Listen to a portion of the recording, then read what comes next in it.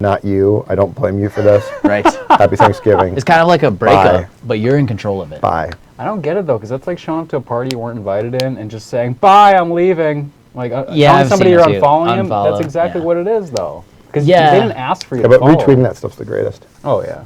Oh, I love it when they say they're going to follow you. It's so much fun. Why? Why does that get you going? I feel like you have some Judd is 'Cause it's funny. sick he's affliction. kind of fueled off hate. Because it's funny. It's great.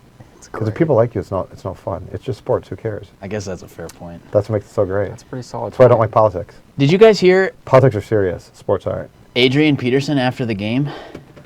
His comments about the coaching staff that he said, I won't quote him exactly, but I'll paraphrase. He said that, yeah, we've still got some learning to do, but I think that's from the top to the bottom. I think the coaches have to do better. I think they have to put us in a position to win.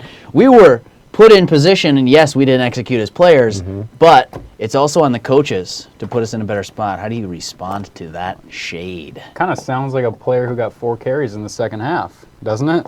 Yes. That's exactly what Peterson did. He had 13 carries, and I think you got to take it with a grain of salt on what, especially a guy like Adrian Peterson's going Sure. to say immediately after a loss like that, when there's so much hope and anticipation for this team leading up to this game. Got a little riled up, huh?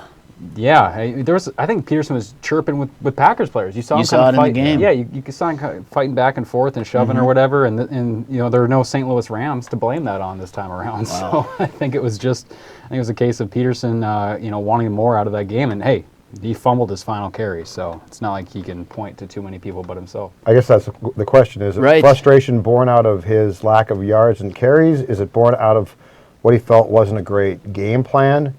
You know, the thing with him, too, is, and it's the fun thing about him, but after games like that, Speaks his mind. he does react quickly, and by tomorrow he'll probably have rethought that. But I guess I would be curious if he would answer it to follow up with, well, what are you really upset about? Because ordinarily it's something to do with him. My guess is he looked at his carries and said to himself, I'm putting together all these 100-yard games, and now I had, 13 carries, my fewest in San Francisco? That seems odd. But as we've talked about before, too, Derek, he was playing in a game where the Vikings got down by a lot Yeah. and had to throw the ball. Yeah. That's what I was just and that goes back to Krammer's point long ago, which was, let's see how this team plays from behind, because if they get behind, it's an entirely different ballgame. This team is not set up to come back offensively. You're down 2 scores in the second half. Good night and good luck, because Teddy Bridgewater basically right now, you saw him miss the downfield pass to Mike Wallace. He's not hitting those. So Right. that's what I was going to say, devil's advocate on Peterson's point. Maybe we could blame Norv Turner for a game plan if we wanted to, but and you're down to the Packers going into the half by 10 points, are you going to pound Peterson? Probably not. I don't see how that's a realistic expectation on number 28's part. Oh, that's a good point. They did get away from him a little bit too soon, I think, in the third quarter. But not to get too much into it, I just think it's a situation where Adrian, like you said, just kind of spouted off, and he does that from time to time. And you know, I love it. You know, it was an That's ugly. the best. It was an ugly game for him. It really was, from top to bottom. It wasn't just Peterson's fault. This Right. offensive line Sure. couldn't protect for anybody. The defense was giving up Eddie Lacy's.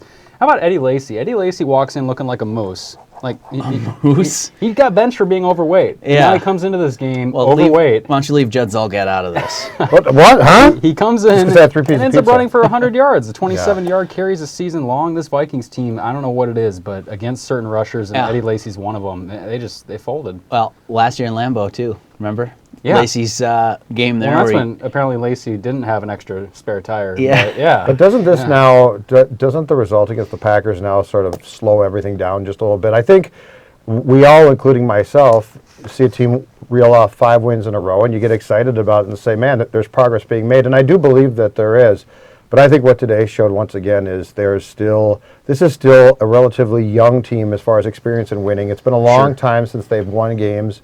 They've still got a first-time head coach. There's there's a lot of things that today, I think, if nothing else, serves as a reminder of. You said you get excited about a 5-game win streak. I'm going to put you on the spot here and ask you to address the accusations that you are a card-carrying Packers fan. Where does this stem from? I saw it all day on Twitter. This stems from the fact that I covered them for 2 years in Sure, Green with the Bay, Star 2003 Tribune. and 4. Well, people throughout sports, it's not just fans, think that if you cover a team, you're a fan. I once had a member of the ownership group for the Vikings basically start to say, well, but don't you root for us? I'm like, no, that's not my job. Huh. He's like, but you don't root for the team to win? I said, I root for good storylines. And yes, if you win, it's more fun. It sells papers. but I'm not actively in the press box cheering you on, as some people might be in our business. Sure. They'll go unnamed, but yeah, it's weird. Fans and teams, I think that you grow attached to them when a lot of times what you're paid to do is stay detached enough to be so that you can be objective. But yes, so this all stems from the fact that I spent 2 years in Green Bay. Well, okay, so, I mean, fact or crap, would you answer the question, Am I a fan? Packers fan or no? I have a lot of respect for their organization. They are really well run. And as a guy that covered the Vikings from 2005 to 10, I can tell you this right now. The 2 years I covered the Packers, they were far better run than the Vikings. The Vikings, though, have made steps in recent years to be a more, how can I put this nicely? They've been much more professional, I think, in the past few years. Let me just quick jump in here and say this was, I don't know if you misinterpreted this. This is the platform that I was giving you to shoot down the notion that you're a Packers fan, and you ran and hid from the question. I'm not a Packer fan. I think but they're, okay. them. All right, hey, so them. just ask him 3 times and he'll bring it up that I'm not a Packers fan. Well, I think a lot of Vikings fans Okay. thought Roger Goodell was a Packer fan, sitting in the stands. And Yeah, how was that? You went to that before the game. Well, yeah, we had that before where he talked to a bunch of Vikings fans. He actually revealed that one of his twin daughters is a Viking fan, and he couched it by saying, "Well, don't take this the wrong way. It's because she really likes the color purple." So I don't know. Barn like fan. Didn't endear himself very much to many Vikings fans. But then, obviously, the start of this game, the Vikings have 6 straight penalties called on them, and every single thought for Vikings fans is, oh, Goodell's in attendance, the Packers. Oh, there's nothing fishy going on What's he here. going to screw up today? Yeah. Packers are supposed to win, right? Yeah, that's yeah. probably what the people thought. And I think Goodell, too, he had one quote today, speaking of the fan base right next to U.S. Bank Stadium, where he said something along the lines of, I'm rooting for a close game, and our officials not to make any mistakes. And it just sounded like such a vote of confidence in his officiating. And then he gave us Walt Coleman. Yeah. That's fantastic. Giving us Walt Coleman is not conducive to no mistakes. That's why he was rooting extra hard, Yeah, though, right? he probably looked at the official assignment sheet today and said, Walt Coleman, what the bleep are you people Don't doing? make any mistakes, Walt. Here's my theory, and tell me I'm nuts if I'm nuts, but I think I'm onto something here. That Week 17 game, where the Vikings play the Packers in Lambeau, with, let's be honest, playoff implications, almost no doubt. Goodell did not want the Vikings resting all their starters in that Week 17 because he wants that game to be compelling. And so the Packers had to win on Sunday at TCF Bank Stadium to even out the So you race, think like make it a little even. did Goodell have like a separate phone, like just Did to you the watch Fed the rep? end of the Detroit Packers game? I think Unfortunately, it had I to did. have been a setup. Yeah. Unfortunately, I did watch the The Lions tried so hard to cough that game away, and the Packers like, no, you take it. Opposite happened today. So hold on a second, though. Under your theory, then, if this game means it's something not a theory, and this is is of what great happened. importance, because here's your problem, and this was mentioned by a few Vikings tonight in the locker room, and they're right. What is it with this team in important primetime type games? Now, this was not a primetime game, but this was America's game on Fox. Yeah, it was moved to an afternoon game. It was originally scheduled Captain brought for this noon. up too. He's exactly right. He's like, we got to do something about this for primetime games. The What did Vikings Captain are Munron a say? flop. I saw the quotes, but He I brought up wasn't the there. fact that they've been, and he's right, that they are basically a flop in primetime. If you put them in an important window for Fox or somebody, CBS, It's obviously ESPN, whatever, that they are a flop. And he's right so Yeah, far. that's awfully self-effacing. He's exactly right.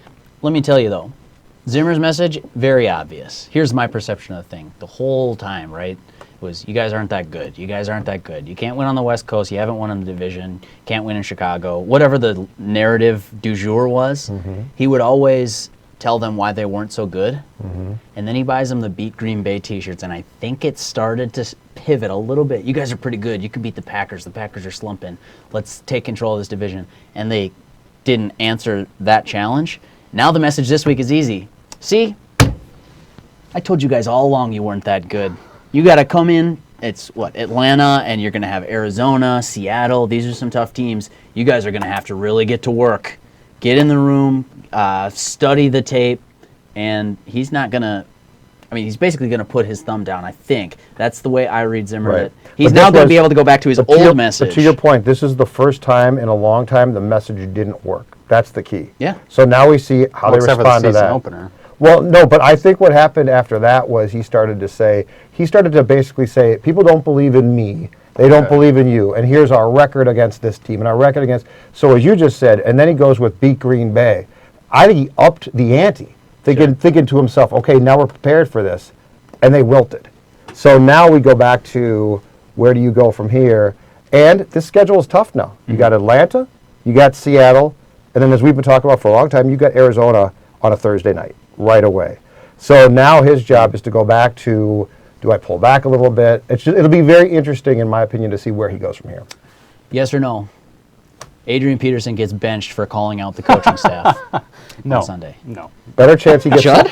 Better chance they fire somebody from the coaching staff yeah. than bench Adrian Peterson. It's him or me. Keep in mind, this team moved heaven and earth to bring him back. Yep. Adrian Peterson's calling a lot of the shots here, and I do believe that he will probably go in and say those carries, Norv, they weren't what I was. There's a better chance that Adrian calls the plays from the field than gets benched as a running back. Well put. Yeah.